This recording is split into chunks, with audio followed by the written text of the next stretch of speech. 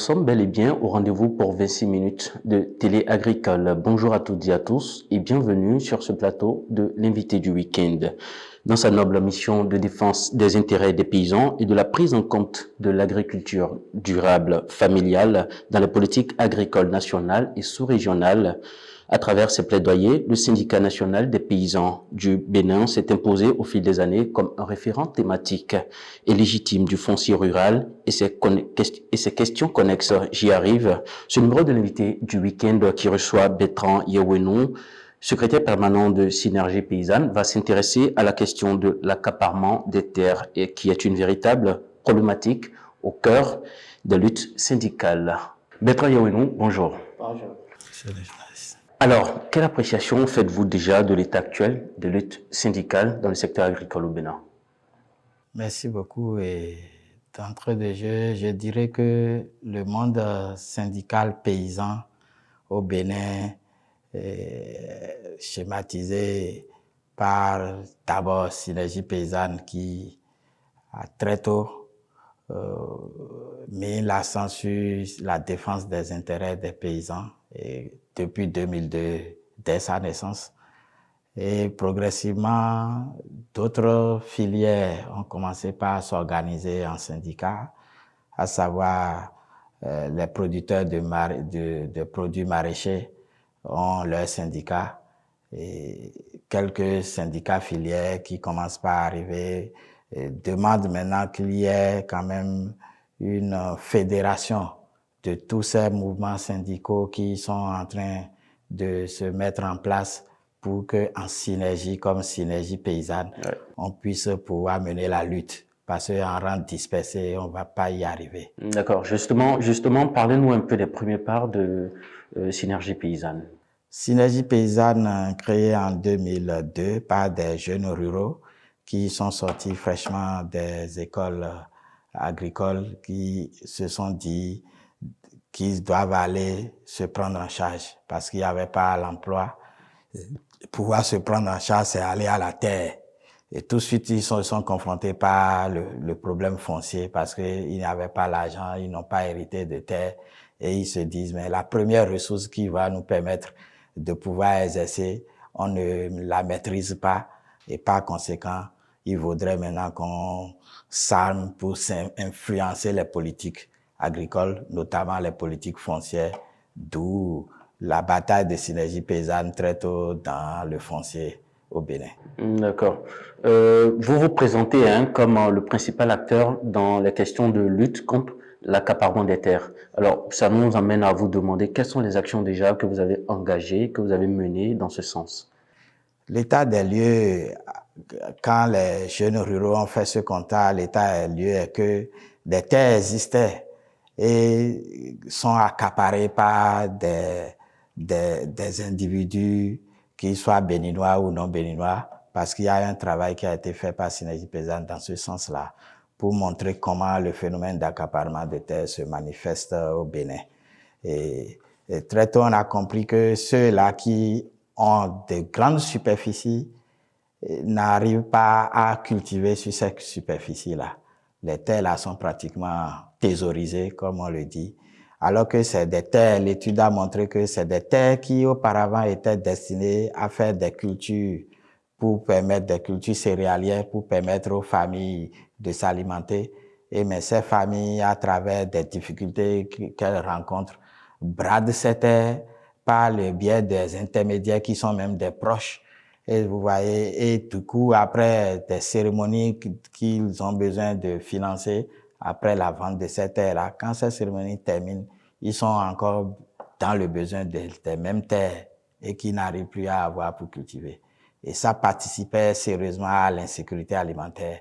Et là, Synergie Paysanne, très tôt, a voulu quand même régler le problème de manière légale et en influençant les textes de loi qui régissent le foncier au Bénin pour que ces textes puissent être l'instrument important pour pouvoir lutter contre l'accaparement des terres. Est-ce que cette lutte-là a vraiment porté? Quels sont les résultats concrets? Et très tôt, déjà, le premier résultat, c'est la loi 2007-03 portant foncier rural au Bénin. Synergie Paysanne a mené vraiment le plaidoyer pour pouvoir influencer cette loi pour qu'elle prenne en compte les préoccupations des paysans et puisse freiner le phénomène d'accaparement des terres.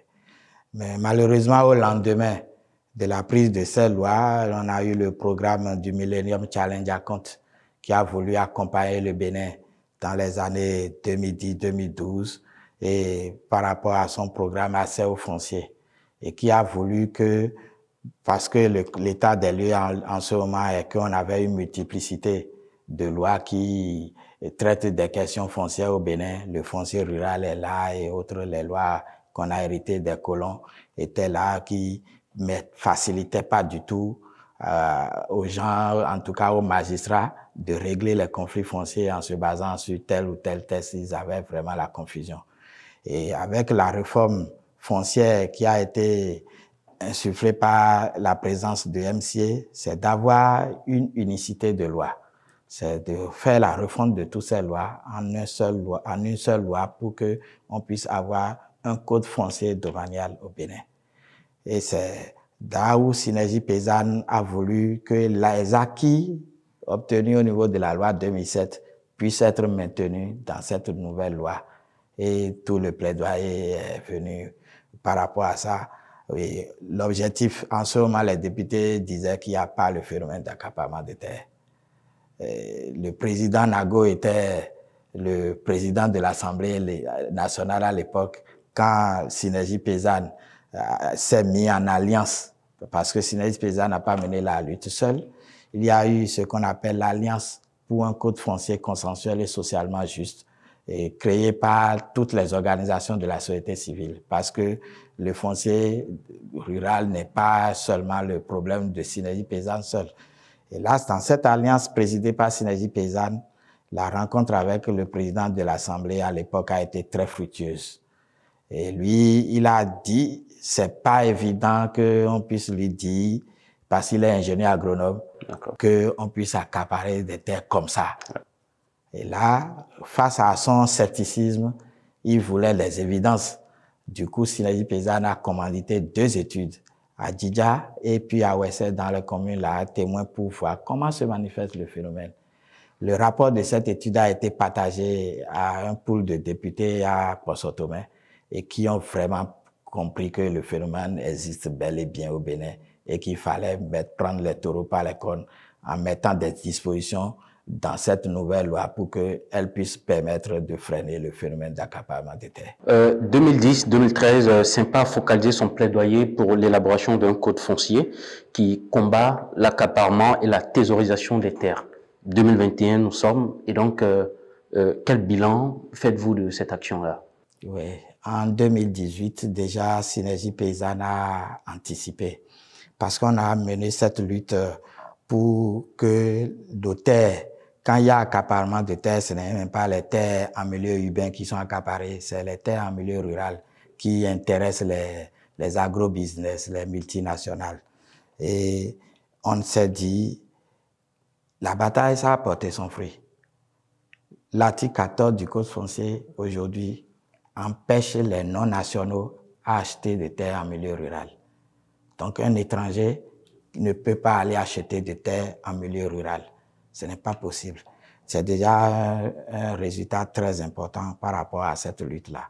Et au même moment, l'article 367 du Code foncier domanial oblige tous ceux qui ont des terres en milieu rural de les mettre en valeur. Donc, ça lutte en même temps contre la thésaurisation des terres pour ceux qui ont des terres massives. On a voulu réduire la superficie qu'un individu pouvait avoir.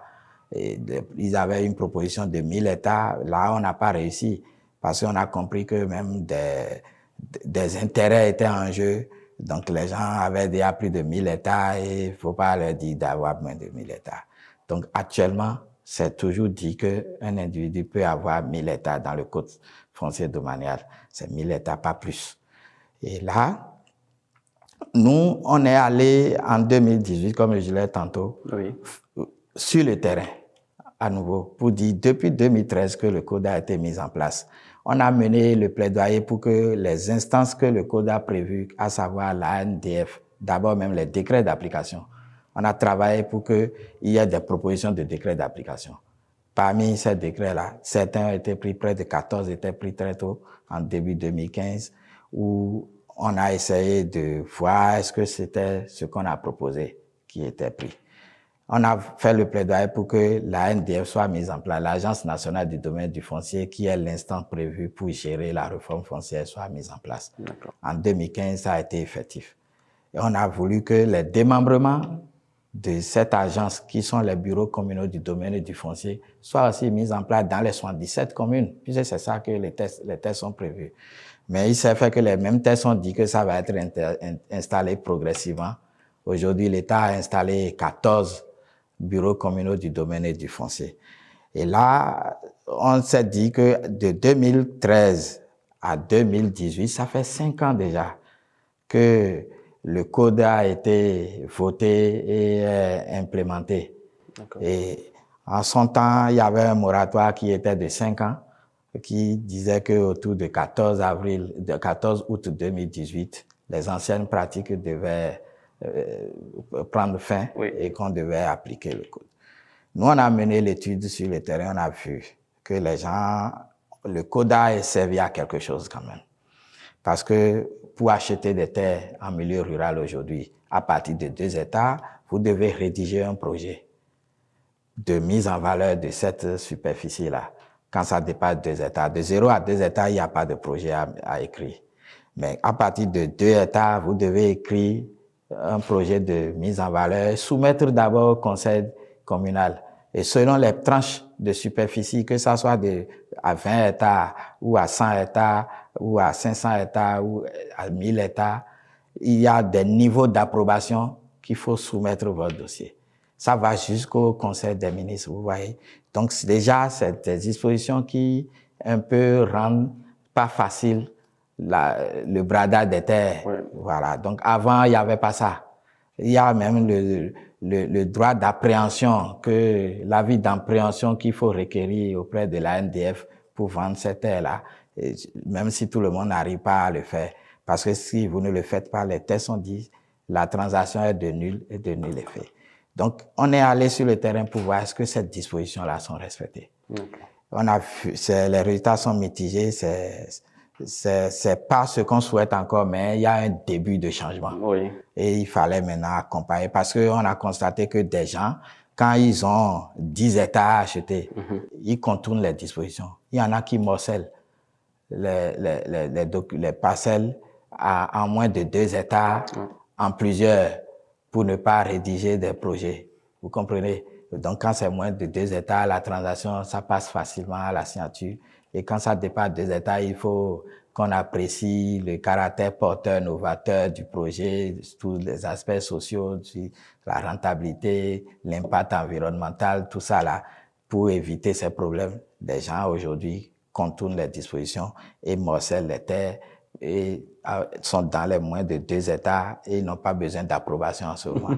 Donc, il y a eu une réforme une relecture en 2017 qui, pour nous, en tout cas à Synergie Paysanne, on l'a dit en son temps sur les chaînes d'une télévision de la place, que ça n'a pas été, cette relecture n'a pas été inclusive. Parce qu'il y avait une alliance qui était écoutée au moment où le code foncier était en train d'être voté.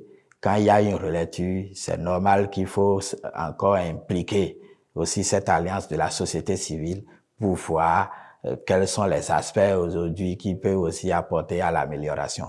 Et je pense que du fait que c'est non inclusif, il y a certainement encore des réformes en vue. Vous voyez, parce que c'est dit que d'ici août 2023, parce que les maires ont mené le plaidoyer, la NCB a mené ce plaidoyer-là en son temps à la révision pour que le délai soit passé à 10 ans pour qu'il évacue les dossiers liés au foncier de la manière dont il faisait. Mais à partir de 2023, il faut aller devant le notaire. 14 août 2023, les maires ne peuvent plus signer les actes. Bon, on va certainement y revenir sur la question de perspective. Mais déjà, on va s'intéresser à la question de la disponibilité des terres pour les femmes. Comment est-ce que Synergie Paysanne aborde quand même cet aspect de la chose? Ça, c'est une problématique. est vraiment très, très important que nous on essaie d'adresser au niveau des synergies paysannes et avec d'autres acteurs. On a travaillé sur cette thématique avec Konrad Adenauer, sur l'initiative Un seul monde sans fin, pour qui défend les droits fonciers des femmes. On a travaillé avec WANEP sur de Kilimanjaro à la Takora, qui fait la promotion des droits d'accès des femmes à la terre. Parce que vous savez, les femmes ont un difficile accès sécurisé, bien entendu, à la terre. Et elles accèdent à la terre, mais pas de façon sécurisée. D'accord. Et c'est la tradition partout au Bénin et un peu ailleurs dans la sous-région dit que la terre, c'est pas le problème de la femme. Alors que quand on parle de sécurité alimentaire, c'est l'agriculture familiale qui contribue sérieusement à la sécurité alimentaire. Oui. Et quand vous fouillez dans l'agriculture familiale, la femme a une part sérieuse dans cette agriculture familiale.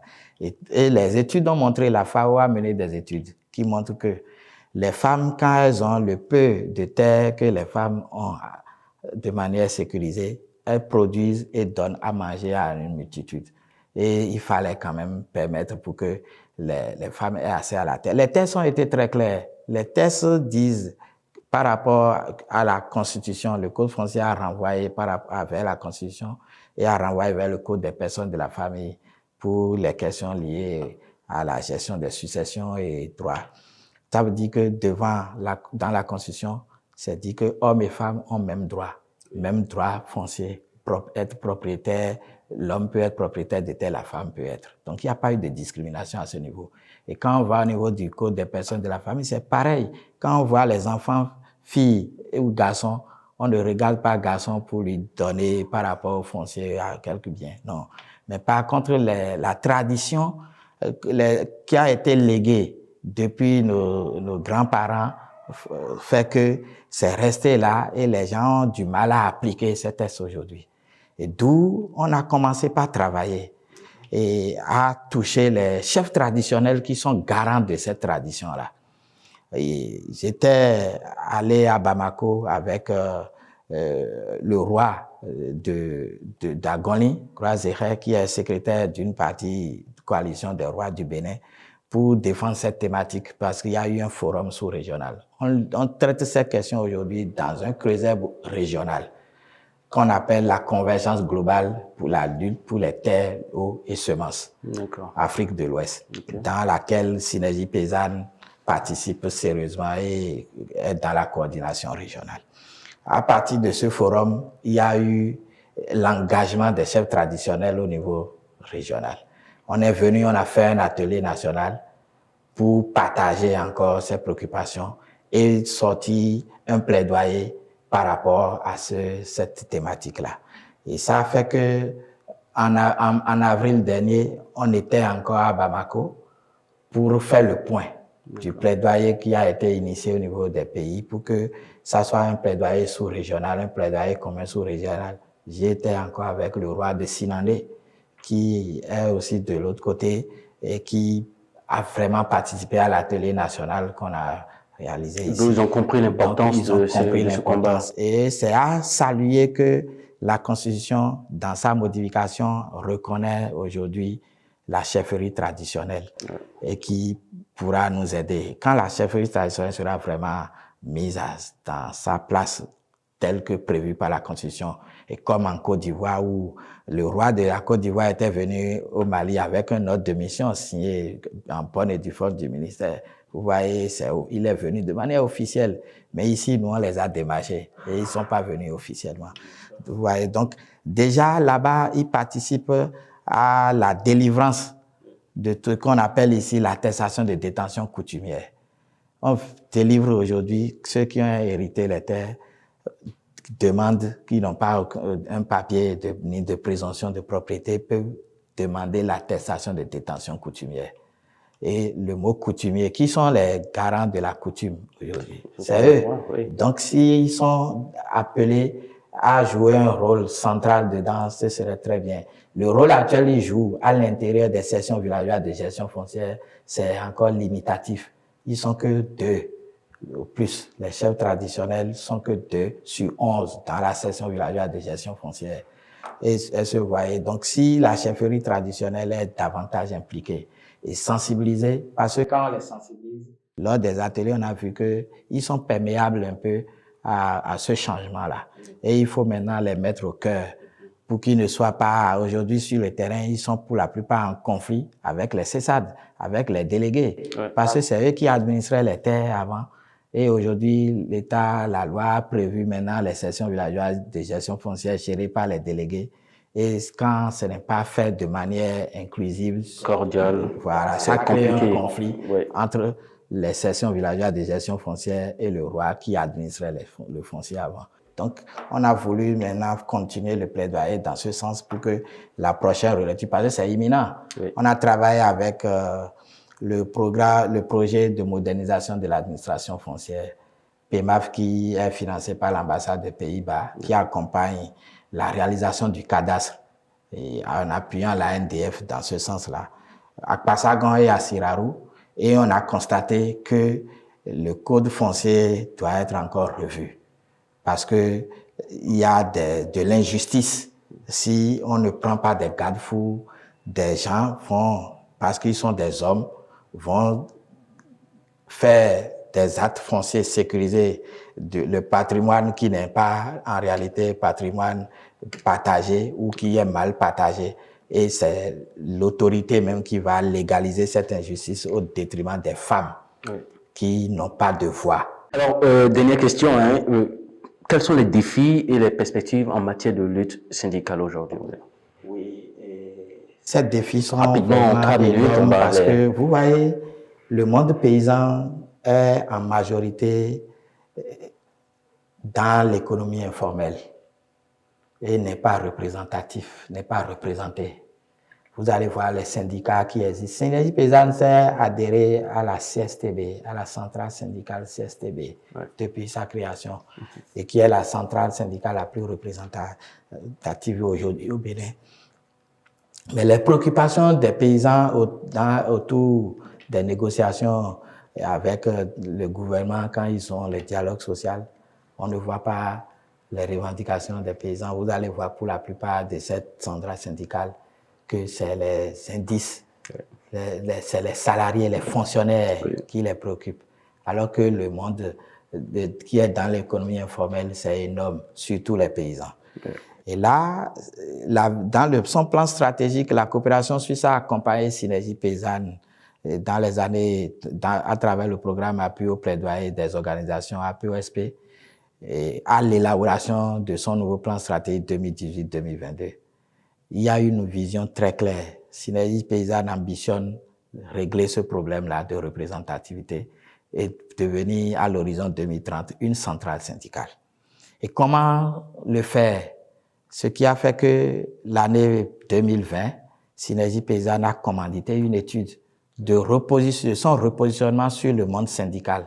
Cette étude a été réalisée par l'ARES du professeur John Higuet, qui a sorti ces rapports qu'on est en train de mettre en œuvre progressivement. Synergie paysanne est un géant au pied d'Agile qu'il faut renforcer à la base pour en arriver là.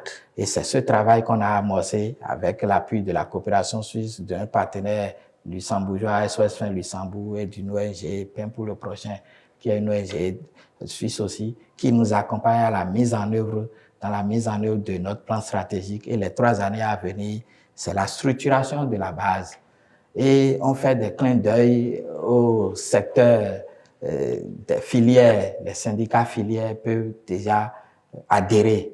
Donc, on a pris au sérieux ce problème-là et de travailler à fédérer les efforts du monde paysan pour qu'on soit en synergie dans la PENOPA et être le bras armé de la PENOPA par rapport aux luttes syndicales, parce que Synergie paysanne est membre de la PENOPA, mais ne prend pas les activités de la PENOPA, mais prend tout ce qui est activité syndicale. Synergie paysanne sera là, très fort, et ensemble avec toutes les filières pour pouvoir aller de l'avant. Et c'est ça qui sera vraiment salutaire. Les tests aujourd'hui sont là et accompagnent. Et je pense que le gouvernement, avec notre dynamique, puisque vous allez voir, ce n'est pas le syndicat qui fait des grèves. Le paysan peut faire des grèves comment? Le paysan, c'est lui-même son employé. Il est employeur et employé. S'il fait grève là, il va manger quoi? Donc, il est obligé de négocier. Donc, c'est pour ça que notre première arme, c'est le plaidoyer. Et c'est ça qu'on sait faire. On ne sait pas faire grève, mais on sait faire le plaidoyer. Et de temps en temps, le gouvernement nous écoute à travers des propositions. Oui, on est allé à Homé, on a crié. Le gouvernement a exproprié et avec la convergence. En 2018, la caravane de la convergence est venue en novembre 2018 à Homé pour l'affaire Marcos. Le gouvernement a eu les échos, vous avez vu, a déclaré d'utilité publique. À Barouété, dans la commune d'Adjaouéré, il y a eu un phénomène d'accaparement de terre d'un ancien député président de grands partis qui mettait les paysans en prison, les tabassait. Mais quand la caravane est passée par là, on a eu l'appui du préfet du plateau. Aujourd'hui, le dossier là est devant la criette. Les paysans arrivent aujourd'hui à cultiver ces 200 hectares-là. Et on est allé là-bas. Moi, j'ai mangé du maïs frais, de l'arachide frais, récolté sur cette terre qui, entre-temps, était accaparée et ils n'avaient même pas droit d'accéder. Ils ne pouvaient pas accéder. Monsieur Bertrand, nous n'allons pas tout dit. C'est sûr que nous allons revenir une prochaine fois pour une autre émission sur l'invité du week-end. Alors, merci beaucoup d'avoir accepté notre invitation. Merci à vous, chers téléspectateurs, de l'invité du week-end. Nous étions en compagnie de Bertrand Yawénou. Il est le secrétaire permanent de Synergie Paysanne, avec qui nous avons abordé la question liée à l'accaparement des terres, qui est une question qui est une problématique véritable au cœur des luttes syndicales. Merci de nous avoir suivis et à très bientôt pour un autre numéro de l'invité du week-end. D'ici à là, portez-vous bien.